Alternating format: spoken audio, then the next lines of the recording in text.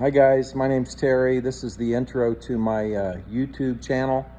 I've had a lot of questions asked me in private message and on the IM boards. I'm not a techie, so I may be using the wrong terminology, but about why we do certain things. You can go to a lot of the off-grid and prepper sites, and it's about how to and what you've got to have and why you need it. But I'm not really a survivalist. I'm not a into the world projectionist type thing. I just live off the grid. As you can see, we're not when I say off the grid, that's different for everybody. You need to be off the grid that's comfortable for you and your family. My wife loves it up here. She won't leave. My kids love it up here. We have no electricity. We make our own. We use solar and hydro. And later on, I'll get into some of the videos about how those things work and why we did it certain ways. But a lot of what I'm going to talk about on my channel is the whole paradigm shift of going back to when life was a little bit easier and a little bit simpler, and why I think that's important, and why my family thinks it's important. And you can have all that you want. I'll do a little swivel here. You can see we live in a very nice home. We have a television, computer, Wi-Fi, the whole bit. It's 34 degrees outside, and here I sit in my t-shirt.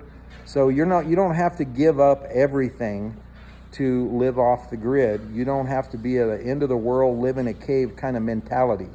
So that's kind of the angle I'm going to come at it, as why we do what we do to live off the grid and how we make it happen.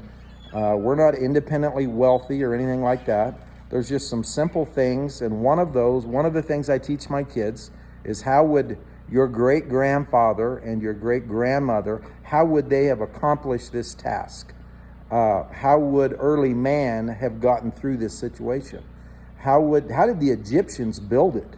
I had never built a log structure quite like this one. I had done some of the other D-stack logs.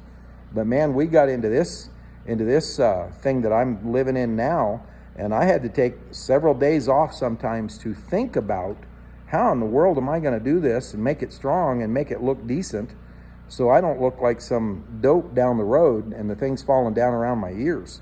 It takes a lot of thought process, and that's what some of the other groups don't get into, is the why of off-grid living and why things got done a certain way.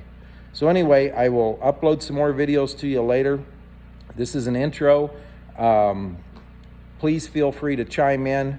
Let us know what you think of I will show you some horrible mistakes that I made and hopefully help some of you out. I've been doing this about 20 years, raised in the Arctic as a teenager, and then prior to that, grew up on a farm, a dirt farm in southern Illinois. So I've been around and seen some of the most ridiculous mistakes that can be made, and I'll share some of those with you at times. But anyway, take care. Hope you guys all have a good new year, and stay safe out there. We'll see you.